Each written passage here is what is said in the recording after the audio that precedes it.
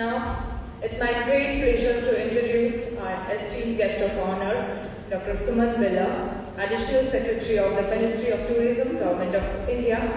He is a distinguished Indian Administrative Service Officer with over 2 decades of experience, and he has made significant contributions to the field of tourism, both in Kerala and at the national level, as well as he is the president at Sai Trivandrum Golf Club. So please welcome him with a huge round of applause. Thank you so much.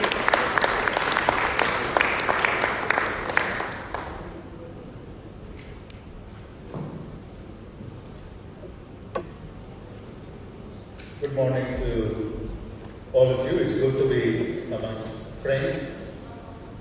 Mr.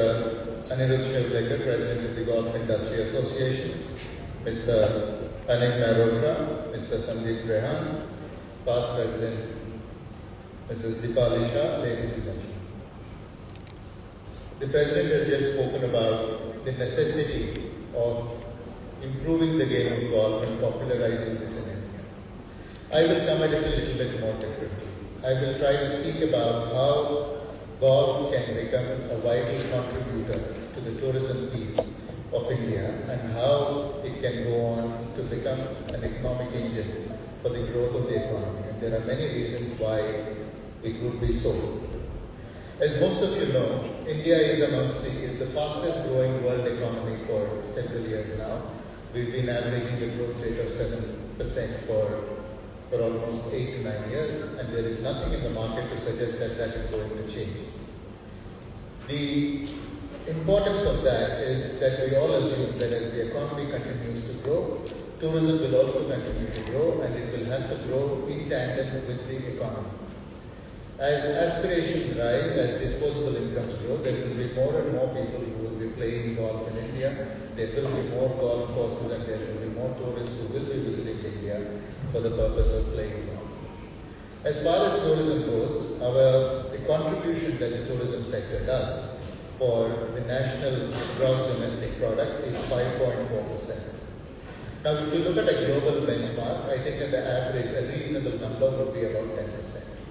So we are hugely under-leveraged in terms of tourism, and I think the task that we have over the next 7 to 8 years would be to double this from 5% to 10%. And if we have to double that growth, it means that several engines will have to fire. It's just not going to be leisure tourism, it's just not going to be business tourism, but there are several products which are tourism products which attract people, and they all need to fire together to make that doubling happen, to make that growth meaningful, significant, and rapid. So essentially, I used to be heading Kerala tourism for several years. And in Kerala tourism, we used to have only 4 products. We used to talk about beaches, backwaters, hill stations, and Ayurveda. In India, we have a problem of plenty. There are way too many products that we have. We have yoga, wellness, we have beaches. You name it, any product that there is in the world is also available in India, and there are some which are very unique to India. So what we really need to do is to figure out as to which are the ones that are crucial for our growth, which have the ability to do the heavy lifting, identify them, and then see as to how we can push the needle on those. And I think golf and golf tourism from that point of view becomes very vital for 2 reasons. The first is that it brings a well-heeled demography to countries to play golf. People who typically come to play golf spend more. Second, they also stay longer. So the game in tourism is not about trying to get as many tourists as we can, but it is the quality of the tourists, it is the quality of the spend that they do and what they take away from the destination that matters. And I think from that point of view, from both high spending as well as from a longer stay point of view, I think golf tourism works well.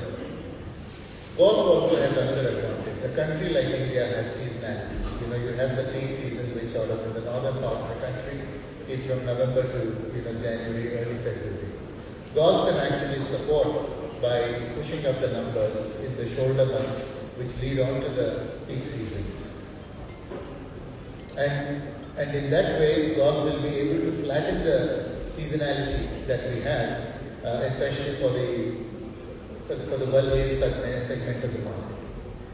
And one of the things that we all realize is that golf is a very powerful instrument for destination branding, because when a destination has a golf course of a certain stature, people automatically assume that the destination of that city has evolved and it has a certain level, and it also helps in attracting investments. There are a number of people who are in Delhi, expatriates who have come there because of the easy access to golf courses and the ability to be able to play whenever they like at a reasonable cost.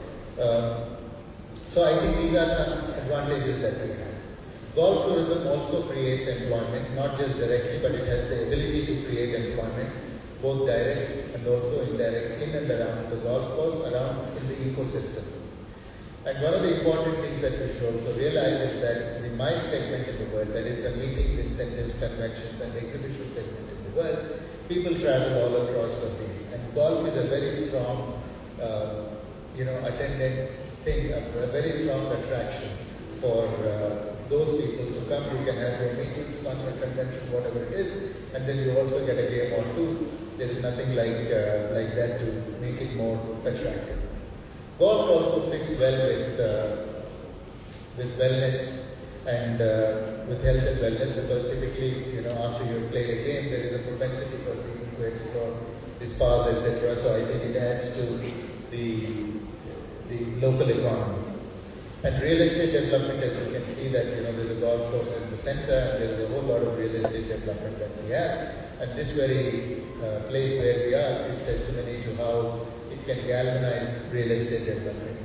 And essentially, in terms of soft power, when a nation projects its soft power, these are all elements which go into making that soft power. So I think one should not underestimate the potential that golf has to be able to brand and position the country in the way that we do. But it is not just from that point of view, but also from an economic point of view. There are several destinations in the world where golf tourism has significantly contributed to their revenues. All of us know the Myrtle Beach in the US. On an annual, it contributes about $2.2 billion. This is the estimate that they say that the golf industry brings into the ecosystem. Golf Scotland, for example, earns about £286 million, which comes from the golf tourism piece. You have the Costa de la Sol in Spain, and it brings in 500,000 tourists into Spain, into that southern part of Spain, to play golf, and the average duration of stay there is 7.7 days. And similarly, Ireland earns about €270 million out of golf tourism. So essentially what this means is that not only is golf important in the way that it enables many other things to work around it, but it is also important from the point of view of what it can contribute to the economy. So I think from an India perspective, what is it that we need to do right to make golf work for India? I think the first thing that we need to understand is let me start with the limitation. I think we need to segregate golf courses which have the headroom to attract tourists, because several golf courses in India are so busy. My own course, Delhi Golf Club, where I play, it's difficult for even members to get a tea time.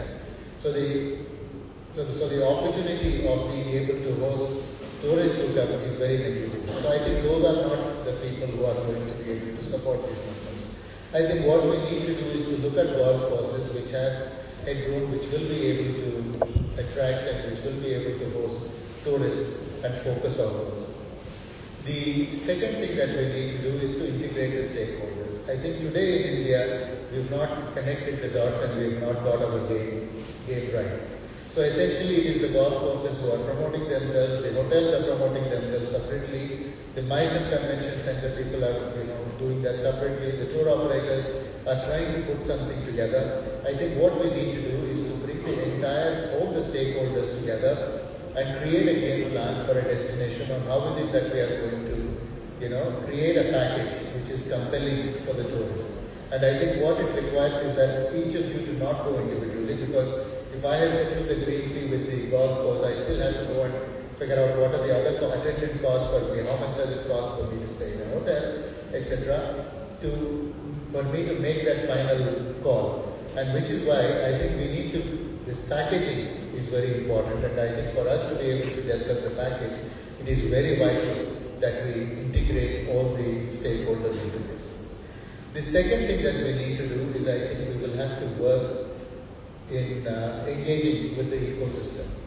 Because a golf course should not be just something where a golfer comes, he has a good game, the golf course benefits, the tourist has good fun and then walks away. But I think what we need to do is to see as to how we can extend the benefits of this visitor coming here to the local, community. So golf essentially is a 4-hour phenomenon.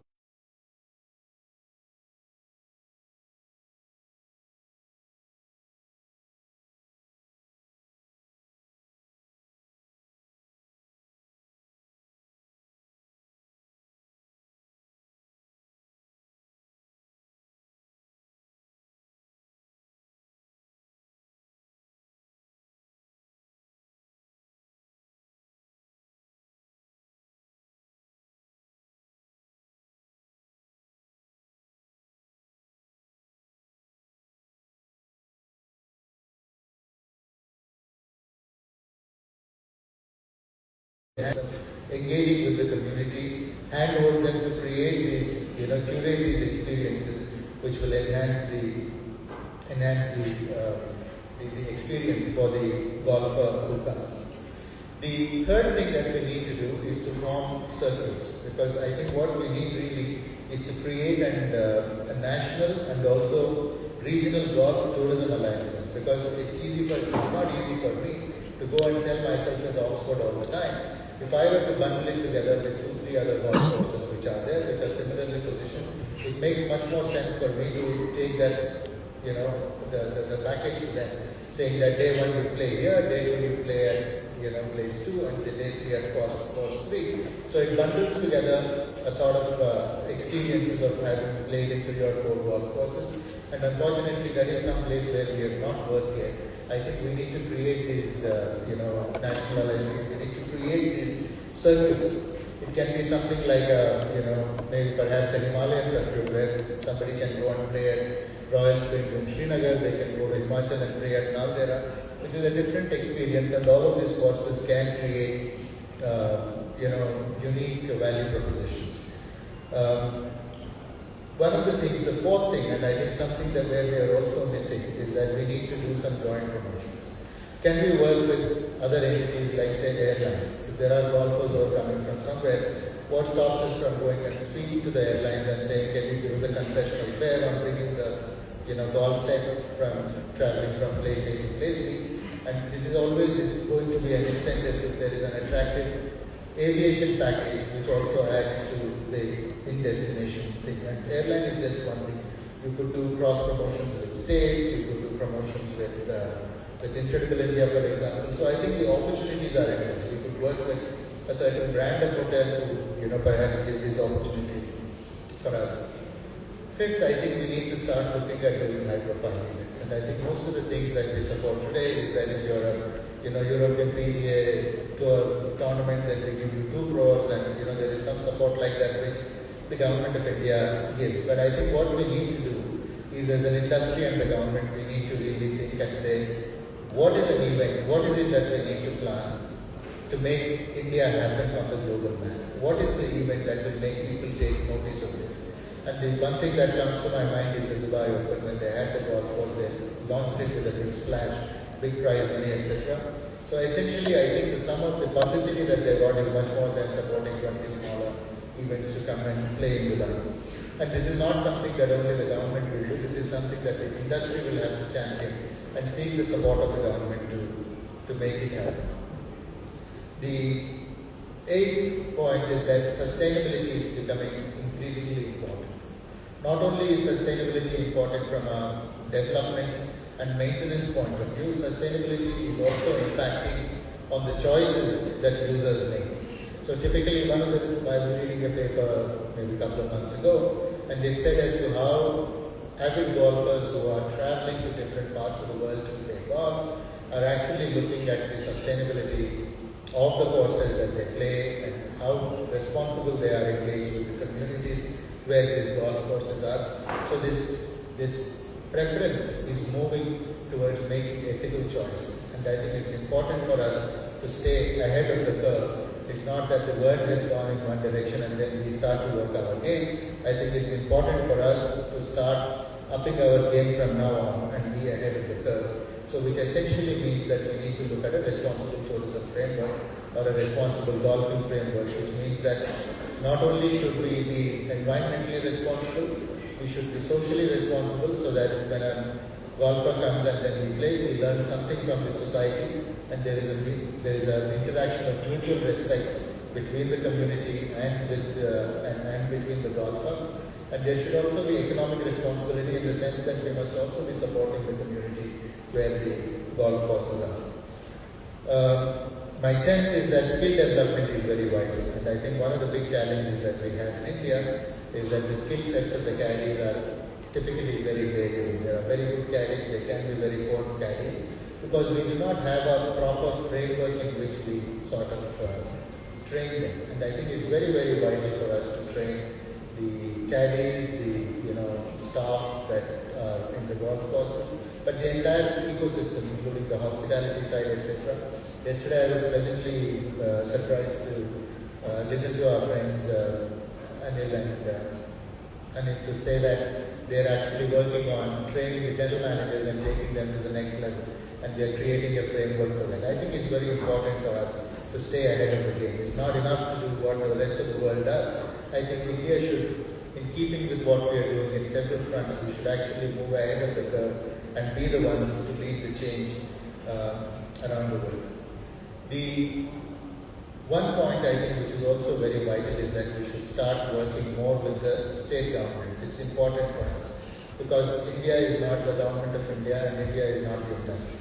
India will only make sense when the industry speaks and talks to the states and the states talk to the government of India, and then we create that, the triangle of mutual cooperation which will make us truly deliver. So I think lastly, in summation, we need to create some framework like Golf India in which we all need to come together, and we must have a strategy paper, and I think this is something that the industry should do. If we have to make golf happen for India, and if we have to make golf tourism really strong for the country, what are the things that we need to do? And there are steps forward, and then I'm sure that if on a tripartite basis, if we work, we will be able to truly take golf and golf tourism to where it belongs, and we will be able to optimize the potential that golf tourism has to offer to the economy of this country. I thank you all, and then I would also like to thank the organizers for inviting me for this event. As I said, it's good to be amongst friends. It's good to be exchanging notes, and I look forward to working with all of you. There is clearly a lot of work to do, and there is very little time. So I think we all need to pull up our boots and see as to what we need to do next and how we realize the potential that God has for this country. Thank you all, and Jai Hind.